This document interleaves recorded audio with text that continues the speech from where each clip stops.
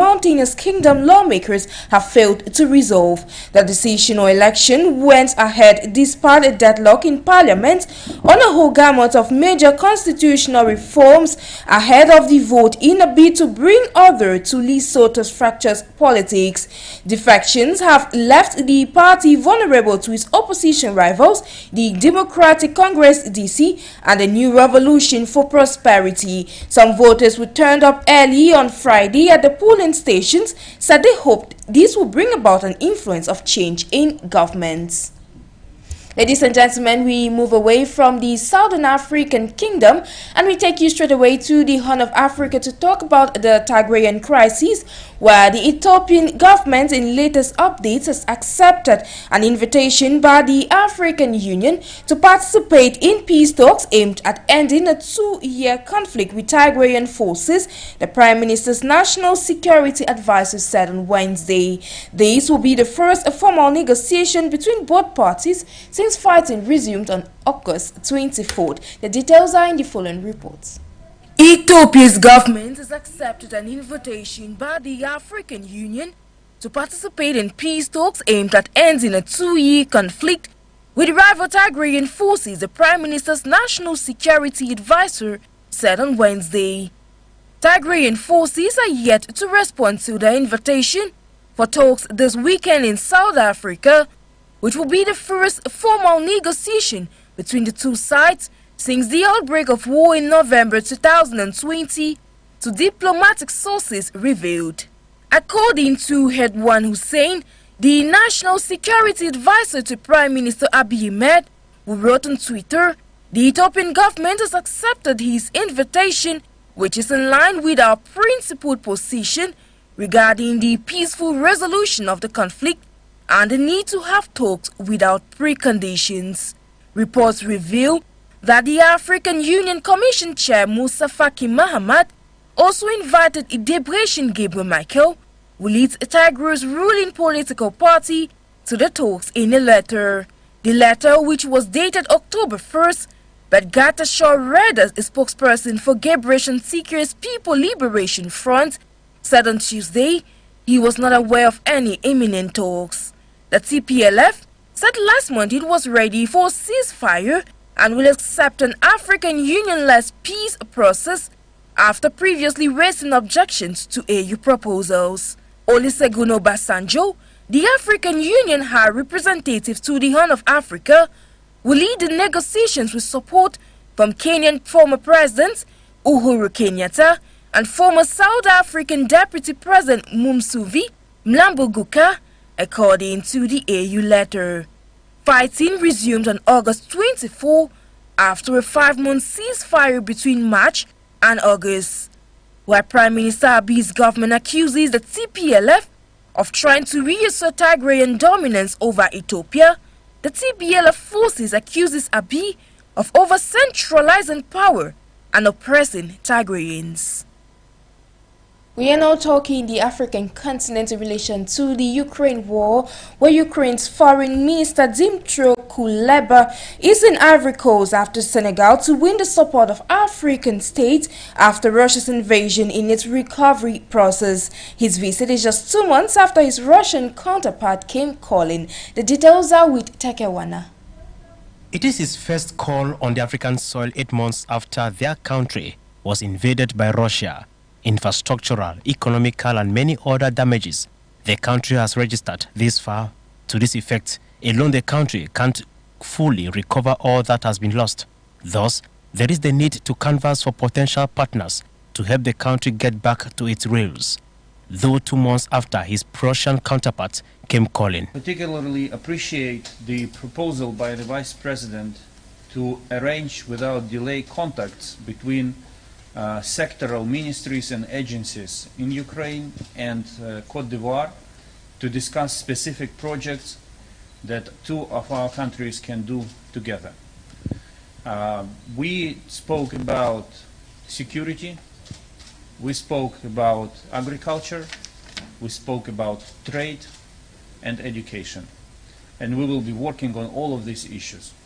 Western and Ukrainian diplomats have been desperately trying to get Africa to abandon its neutral stance in favor of Kiev in its war with Moscow. In June, in an attempt to rally the continent to its side, Ukraine's President Zelensky addressed the African Union via video link. The conflict has been blamed for contributing to the rising food and fuel prices, which has greatly affected developing countries. It's clear that here in Africa, Ivory Coast, we're going to feel that. Life has become more expensive. Petrol prices at the pumps have doubled.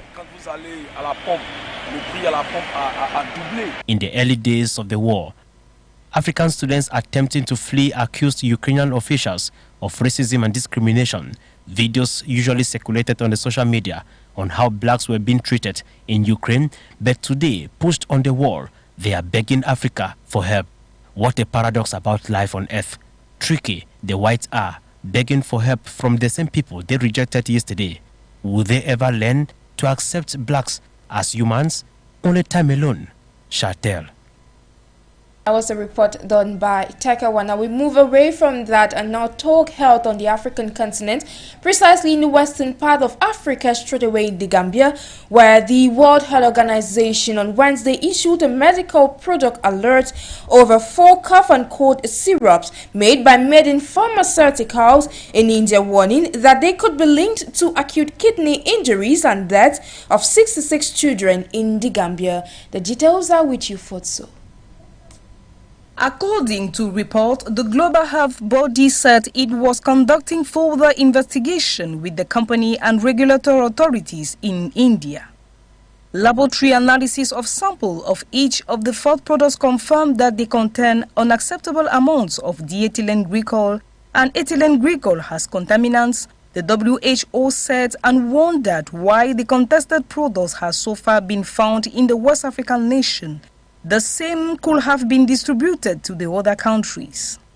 A senior health ministry official confirmed to the Hindu that the WHO on September 29 informed the Drugs Controller General of India that it was providing technical assistance and advice to the Gambia where children were suspected to have died, and a significant contributing factor was suspected to be the use of medicine which may have been contaminated with diethylene glycol or ethylene glycol.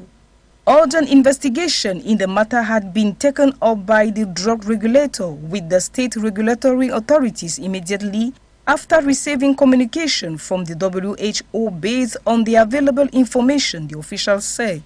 The official added that while all required steps would be taken in the matter as a robust national regulatory authority, WHO has been requested to share at the earliest with Central Drug Standard Control Organization the report on establishment of causal relation to that with the medical products in question, photographs of label's products, which is awaited.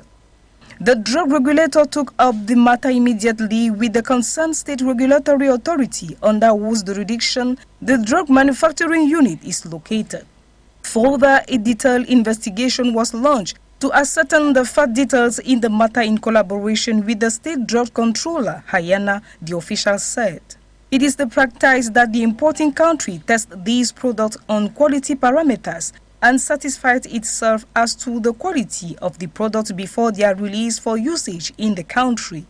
The health ministry official further added that as per the tentative result received by the WHO, out of the 23 sample tests for where to the content diethylene glycol, ethylene glycol has indicated. It has also been informed by WHO that the certificate of analysis will be made available to WHO in near future and WHO will share it with India. At the same time, the exact one-to-one causal relation of death has not yet been provided by WHO, nor have the details of label's products been shared by WHO with Indian drug regulators, enabling it to confirm the identity, source of the manufacturing of the product, he said. Move away from the Gambia, we'll still talk health. Now this time around in the eastern part of the African continent, in Uganda, to talk about the outbreak of the Ebola virus. The Africa Center for Disease Control and Prevention says Uganda will host a ministerial meeting next week on the Ebola virus outbreak, which has caused alarm in the Eastern African region. Acting Director Ahmed Ogwell told the media on Thursday that 3 countries that suffered the devastating West Africa outbreak of Ebola in 2014 to 2016, Sierra Leone, Guinea and Liberia, had also been invited to the October 12th meeting. The current Ebola outbreak in central Uganda has a 69% case death rate, which Ogwell called very high, and 4 health workers are amongst 10 people confirmed to have died of the virus. To wrap up this first segment, we still talk the Ebola virus outbreak, but this time around we take you out of the African continent to the United States of America, where the United States will begin screening travelers coming in from Uganda for Ebola as an additional precaution aimed at trying to prevent an outbreak in the African country from spreading, the Biden administration said on Thursday. There had been no Ebola cases from the outbreak reported outside Uganda, and the risk in the United States is considered low. The U.S. officials described the screening move as an additional precaution. According to reports, the screening will begin rolling out immediately, especially amongst travelers who have been in Uganda at any point during the past 21 days, which is an incubation period for the virus, will be redirected to one of the 5 U.S. airports for screening. Ladies and gentlemen, that will be it for the first segment of this news in the English language. The subsequent section will be in the French language with you. Bon après-midi une fois de plus. Good day to you, Jinx Nabissi. Vous faites bien de suivre l'information sur les antennes de For You Télévision. Une fois de plus, bienvenue. Débutons avec cette actualité qui nous vient tout droit du côté du Burkina Faso, où Ibrahim Traoré prend donc officiellement les rênes du Burkina Faso. Après le coup d'État qui a donc engendré la démission du lieutenant-colonel Paul-Henri Sandaogo Damiba, c'était le vendredi 30 septembre 2022. Le capitaine Traoré a officiellement pris les fonctions de la République du Burkina Faso le 5 octobre 2022. L'annonce a été faite au Burkina Faso dans un communiqué à la télévision nationale dans une édition spéciale. Prenons plus de détails dans ce reportage. Ibrahim Traoré, prend les rênes d'un État meurtri par la guerre depuis 2015 et qui a vécu pas moins de 2 coups d'État en seulement 8 mois. L'état-major général des armées et les chefs d'état-major d'armée. Le président du mouvement patriotique pour la sauvegarde et la restauration assure les fonctions de chef de l'État, chef suprême des forces armées nationales. Il est garant de l'indépendance de la magistrature. En cas d'empêchement du président, ses pouvoirs sont exercés par le premier vice-président et le cas échéant par le deuxième vice-président. Cette déclaration a été lue mercredi 5 octobre 2022 par le capitaine Farouk Azaria Sorgo, porte-parole du MPSR, le parti au pouvoir, lors d'une émission spéciale à la télévision nationale. L'acte adopté mercredi précise également qu'en attendant la mise en place des organes de la transition, le MPSR est garant de l'indépendance nationale, de l'intégrité du territoire, de la permanence et de la continuité de l'État, du respect des traités et accords internationaux auxquels le Burkina Faso est partie. La constitution suspendue après le punch de vendredi a été rétablie et s'applique à l'exception de ses dispositions contraires à l'acte fondamental. Ainsi donc, le désormais connu de tous Ibrahim Traoré, 34 ans, devient le plus jeune chef d'État au monde devant le Chilien Gabriel Boric, 36 ans.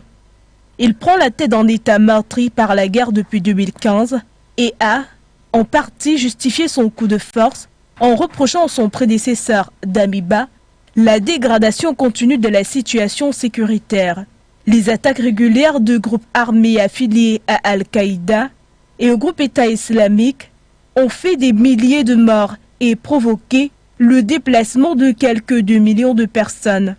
Une majorité du territoire échappe au contrôle de l'État, notamment du côté des frontières avec le Mali et le Niger. Et puis donc le président Macky Sall a finalement dressé son bilan lors du Conseil des ministres. C'était le mercredi 5 octobre 2022. Au sorti de ses assises, le président est revenu sur plusieurs plans et a adressé ses encouragements à toute la communauté éducative du pays. Et c'est justement ce que nous dit Emma Mouto dans ce compte rendu. Généralement réunis autour du président, du vice-président, des secrétaires parlementaires, la réunion du bureau du Conseil national de transition du Mali a pour cette fois élargi l'accès aux membres de la délégation guinéenne. Sur table, programmation des projets de loi déposés par le gouvernement malien et divers autres sujets. C'était une rencontre très instructive. Et je me suis senti dans ma salle de réunion du bureau. Je n'ai même pas su que j'étais au Mali. Et tellement que l'atmosphère était détendue, conviviale, tous les membres de ma délégation ont eu l'opportunité de prendre la parole, de donner des idées, de faire des contributions.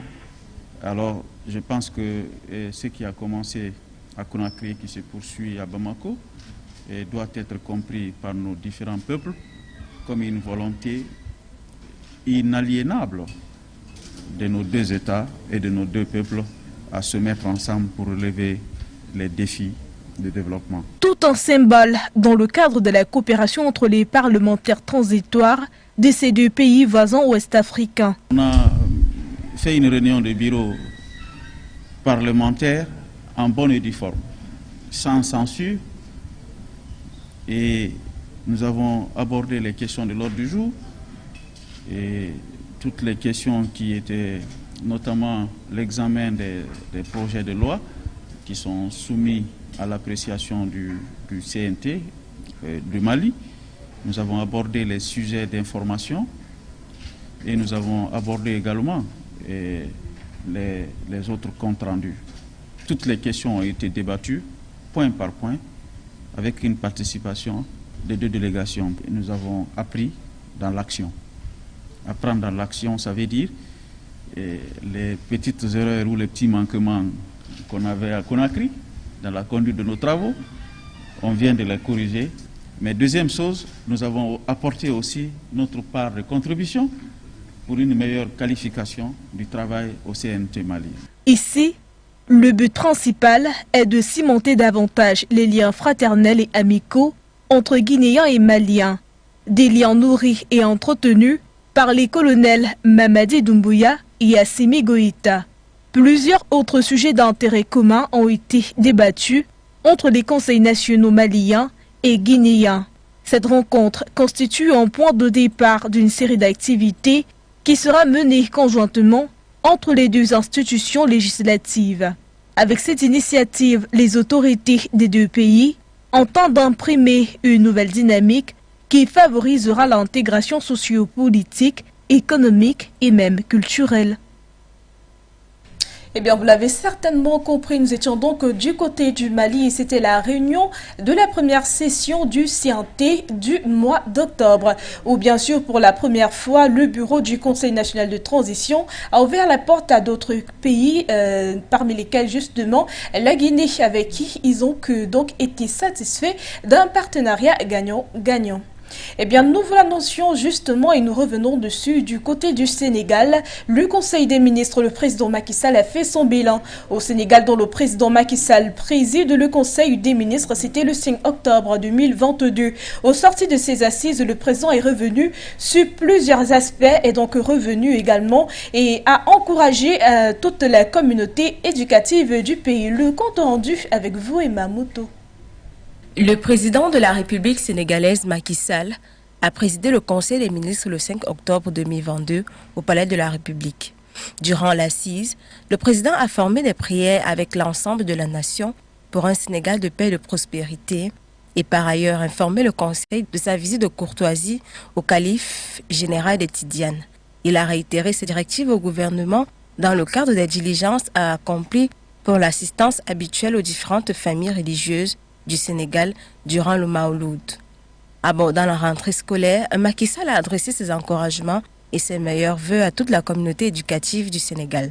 En rappelant les efforts exceptionnels consentis ces dernières années par l'État par la construction et l'équipement d'écoles, collèges, lycées et des salles de classe, mais également le recrutement d'enseignants et la revalorisation notable de leur rémunération, améliorant ainsi leurs conditions de travail.